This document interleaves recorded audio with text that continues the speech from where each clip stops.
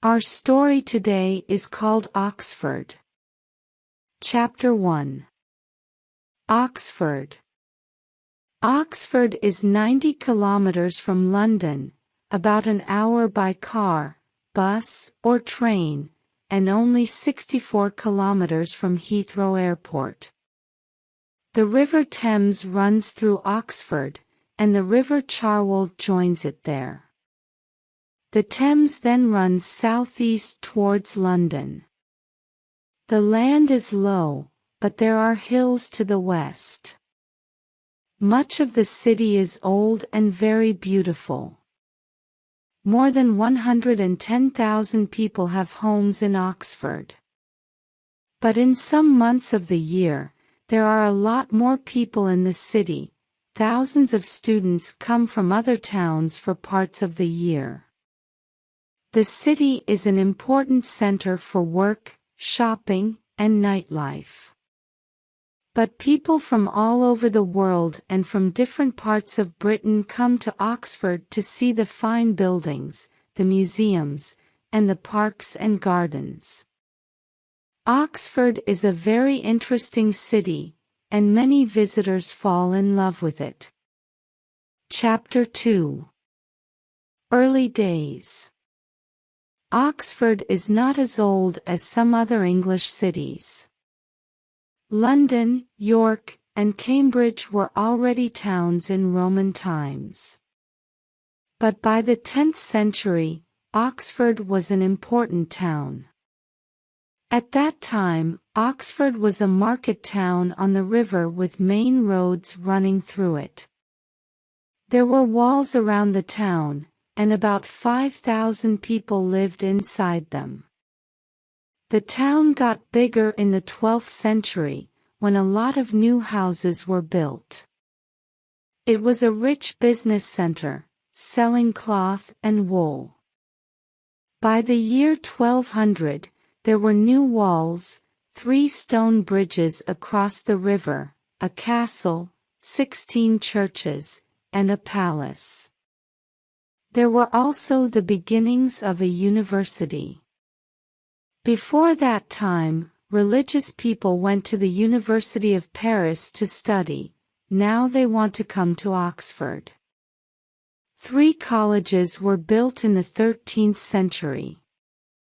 University College, Balliol College, and Merton College. They looked like religious buildings, and you can still see parts of these old buildings today. By the end of the 13th century, there were 1,500 students, and the university was already famous all over Europe. New business for shopkeepers and other townspeople came from the larger number of university students, but there were also problems between the people of the town and those at the university. In 1209, some students killed a woman. Angry townspeople then killed 2 students, and many others moved away from Oxford. Some went to Cambridge and started the university there. In 1355, there was fighting in the streets for days, and 62 students died. So there were problems, but Oxford was still getting bigger, and by the early 14th century, it was a rich country town. Then a terrible illness called the Black Death killed nearly a third of the people there. Many who died were important businessmen, and the cloth industry did not bring as much money into the town as before. The townspeople needed to find new work, and many more people began to work for students and the university. Students started to live in their houses and eat the food they cooked. So the townspeople now needed the university more than in earlier times. In his famous book The Canterbury Tales, the 14th century writer Geoffrey Chaucer describes a poor student, the Clerk of Oxford.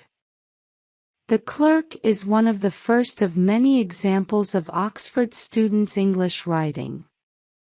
Chapter 3. troubled times. Under the Protestant Queen Elizabeth I, 1558 to 1603, life in Oxford was easier than under her older, Catholic sister, Bloody Mary. In Mary's time, 3 men were burned to death outside Balliol College for their religion. They are called the Oxford Martyrs. In Elizabethan England, there were still problems between Protestants and Catholics in Oxford, but the Queen liked the city and visited it a number of times. It was fashionable for rich and important men to send their sons to the university. They used the town's facilities for eating, drinking, and sports, and new colleges and university buildings were built. The Bodleian Library, for example, opened in 1602. The library now has over 120 kilometers of books. Readers cannot take books out of the building, but they can find any British book there. The Sheldonian Theatre was also built at this time. It was the work of Christopher Wren, who built St. Paul's Cathedral in London. The university uses the Sheldonian on special days, but it is also open to visitors and for talks and concerts. Oxford already had a cathedral, Christ Church College, and was, by now, called a city. In the 1630s, 10,000 people lived there. 2,000 of these worked or studied at the university. Between 1642 and 1646, there was a civil war in England. King Charles I's soldiers were fighting Oliver Cromwell's. Charles and his soldiers moved to Oxford. The king lived in one of the colleges because most people at the university were on his side. Colleges also gave him their gold and silver. Important people from the city who were against the king went away until the war ended. There was fighting all around Oxford, and in the end, Cromwell's soldiers controlled the city. The king got away, but in 1649, they cut off his head. Chapter 4. Out of the past. Some of Oxford's finest buildings date from the 18th century. The Radcliffe Camera, the first round library, was built for science books. The Clarendon Building was the home of the University Press, which printed and still prints books for the university. The front of Queen's College was also built at this time. Shopkeepers were doing well, and business with other parts of the country was easier after the Oxford Canal opened in 1790. Boats carried things that were made in the factories of London and the towns to the north. Then, in 1844, the railway arrived in the city. After that, even poorer people could travel to and from Oxford more easily.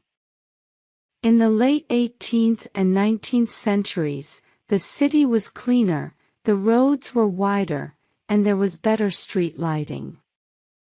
Oxford was designed to look like a modern city. A lot of cheaper houses were built in East Oxford and Jericho, mainly for people who worked for the university press, the railways, and other large businesses.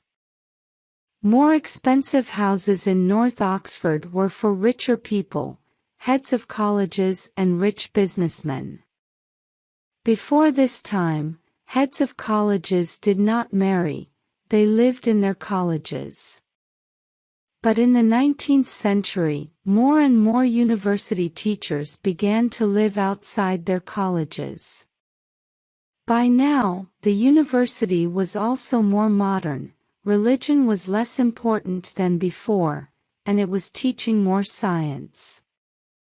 In 1879, the first two of four women's colleges opened. But there were no university degrees for women at that time. The first woman got her degree in 1920. There were no colleges for men and women together until 1974.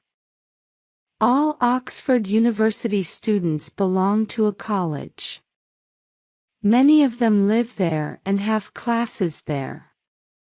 Each college has its own facilities. 22 British Prime Ministers, Margaret Thatcher, for example, studied at the university, and many other famous people from around the world, like President Clinton of the United States and Prince Naruhito of Japan, were also students there. Writers like Graham Greene, Aldous Huxley, and Oscar Wilde, actors like Richard Burton, scientists like Edmund Halley, there is no end to the names of famous students. Many writers were at Oxford as students and then moved away. Others, like Charles Dodgson, stayed to teach and write. Dodgson used the name Lewis Carroll, and his most famous book is called Alice's Adventures in Wonderland, 1865. Chapter 5. Oxford Cars. One man who played a very important part in the history of Oxford was William Morris. Morris lived in Oxford when he was a child, and his first job, when he was 14, was mending bicycles. He also enjoyed racing them in his free time. Then, in 1893, Morris started buying bicycle parts and making the machines himself. He opened a shop in the city center to sell them. He liked cars too, and he built his first car in 1913. Later, he opened a car factory in Cowley, in the southeast of Oxford. In the first year, he built nearly 400 Morris Oxfords. The business got bigger and bigger, and by the end of the 1920s, Morris was building 100,000 cars a year. By 1938, 10,000 people worked in the factories. In the 1920s, Morris decided to change from wood and metal to steel for his cars. He had talks with an American steel company, and they also started a business in Oxford. After the Second World War, Morris's company joined others and changed its name a number of times. The Morris Minor, the Little Mini, and many other famous cars came from the Cowley factory. In the early 1970s, more than 26,000 people worked in the city's car industry, making thousands of cars each week. Cars are still made in Oxford under the name Rover. The business is not as important to Oxford as before, but in his time, William Morris helped to make Oxford a modern city. Morris worked until the age of 83. He was very rich, but he had no children, and he gave a lot of money to hospitals and for research. He also used his money to open a new Oxford college, Nuffield College. In all, he gave away about £30 million. William Morris died in 1963. Chapter 6. The Modern City. The largest industrial company in the 1830s, when it moved to its new building in Walton Street, was Oxford University Press. The press is still important in the world of books, and it is internationally famous. It has offices in a large number of countries and publishes books in many languages. Other publishers, like Heinemann Educational Books, Nuffield Press, and Blackwell's, also have their main offices in Oxford. Many people work in the city's hospitals and in scientific research. There are a lot of new but important businesses in the Oxford Science Park. Oxfam is a charity that started in Oxford during the Second World War to help people in Greece. These people were dying because food could not get to them. After the war, the charity decided to help other people around the world who were hungry or homeless. At first, they sent food, clothes, and other useful things to foreign countries. Now they try to help the poor, in more than 70 countries, to help themselves. In Britain, nearly all of Oxfam's money, about £80 million a year, comes from ordinary British people and from the charity's shops. Many of the people who work for Oxfam give their time for free. Nearly 2 million people visit Oxford each year, and 40% of these are from other countries. Visitors to the city need hotels, food and drink, and other facilities, so a lot of people work in the tourist industry. Like other big cities, Oxford has problems with traffic, and the shopping streets are often very crowded. But these show that the city is alive and working. Chapter 7. Oxford by Day. Oxford is a beautiful city by day. The university gardens and the parks and fields around the river make the center of Oxford a surprisingly green place. In good weather, visitors also love walking through the narrow old streets between the university buildings and around the Botanic Garden, 1621, the oldest in Britain. Many people travel around the city by bicycle. At any one time, there are about 20,000 bicycles on the streets. Another way to see Oxford is on one of the many open-top buses. But if you want to get away from streets and traffic, you can enjoy the river from a punt. In the old days, people used these boats to carry passengers and animals down the river, but now students and tourists use them. Oxford has some of Britain's finest museums. There is the Ashmolean, the home of the university's works of art and the oldest museum in the world that is open to everyone, the Museum of the History of Science, the University Museum, and the Museum of Modern Art. The Pitt Rivers Museum holds over 1 million interesting things that travelers from foreign countries sent back to Oxford in the 18th and 19th centuries. To learn how Oxford has changed over the centuries, you can visit the Museum of Oxford or the Oxford Story. They tell the story of the city using pictures, sounds, and even smells from different times in the past. The covered market in the center of the city is an old food market that was built in 1774. Today, it sells meat, fish, vegetables, flowers, and other things. There is also a much newer open market in Gloucester Green, near the bus station.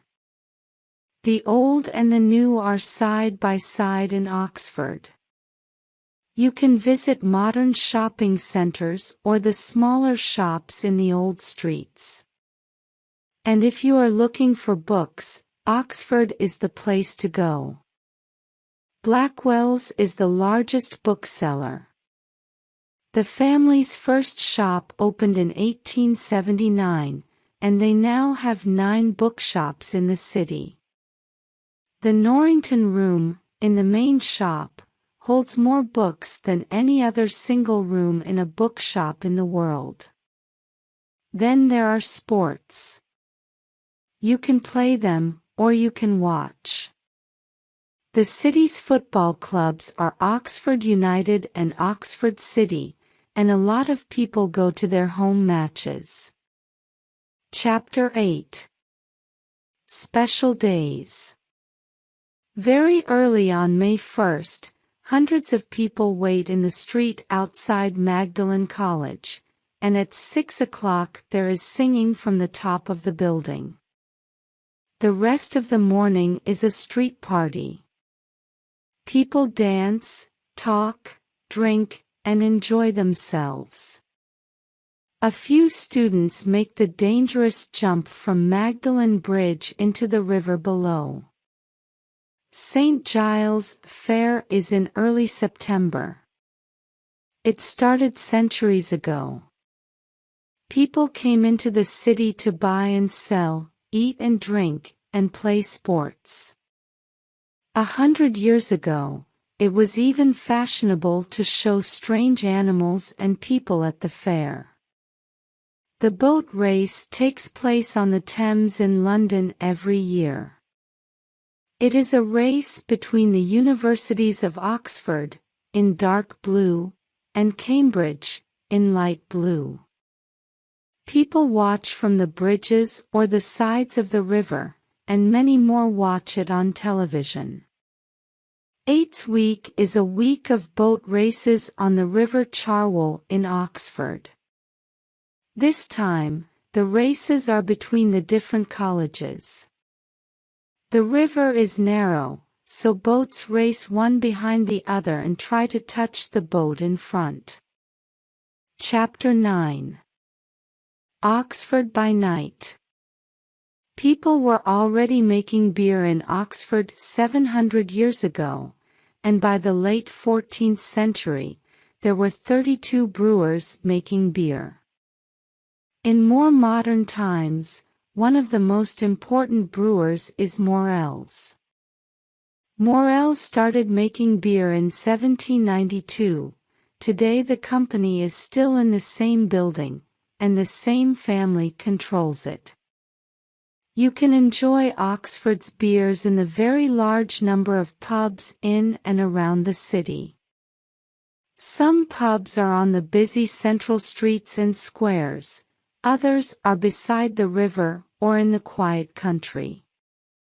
There are pubs with live music and pubs with popular games. Many pubs sell food, but if you prefer to eat in a restaurant, you can choose cheap or expensive food from Britain, Italy, China, India, and other parts of the world. There are a number of cinemas in Oxford and 2 main theatres. The Oxford Playhouse and the Apollo Theatre have theatre, music, and dance. The old fire station also has a small theatre and music in the bar. And, of course, Oxford also has late-night live music and discos. Chapter 10. Around Oxford. Oxford is a good centre for visits to the towns and villages in the country around it. One of the first places to visit is the small country town of Woodstock, about 13 kilometers away. Most visitors to Woodstock go to Blenheim Palace, the 18th century home of the Dukes of Marlborough and the place where Winston Churchill was born. You can go inside the palace to look at fine old pictures and furniture in beautiful rooms. The long library, at 55 meters from end to end, is one of the longest rooms in an English family home. You can walk in the palace gardens and the park. The park is very large, so there is a small train that travels across part of it. You can take a boat out on the water, eat, drink, shop, and play. To the west of Oxford are the Cotswold Hills, with their villages and small towns of yellow grey stone. On Burford's fine High Street, You can see houses that were built long ago with money from wool and from the many travelers who came through the town. Near Burford is the Cotswold Wildlife Park, which keeps animals, fish, and birds. Other good examples of beautiful Cotswold towns and villages are Chipping Campden, from where you can walk 145 kilometers along the Cotswold Way to the historic city of Bath, and Bourton-on-the-Water, on the River Windrush. Both of these get thousands of visitors in the summer months. At Coggs Manor Farm Museum, near the town of Whitney, you can watch people use kitchens, farm machines, and animals in the same ways that they did 100 years ago. On different summer weekends, people from the farm show visitors how to make bread, cover books, or cut the wool from sheep. There is sometimes singing and dancing there too. Stratford-upon-Avon, 48 kilometers away, is famous as the place where William Shakespeare was born. People from all over the world go there to look at his house, his school, and his wife's home. They also visit the theaters in Stratford to see works by Shakespeare and other important writers. Shakespeare often stayed the night in Oxford when he was travelling from Stratford to London. Leaving Oxford by the railway towards London, the first stop is at Didcot, which is famous for its railway centre. There you can look at old trains, and sometimes it is possible to ride on them. Down the Thames, south of Oxford, are places like Abingdon, Dorchester, and Wallingford, which are all older than Oxford. These and many other places make Oxford an interesting city to travel from. A visitor study shows that 80% of visitors prefer Oxford to other historic British towns. They do not like the traffic or the crowds, but they do like the buildings, the history, and the shops. For most people, Oxford is a very interesting place.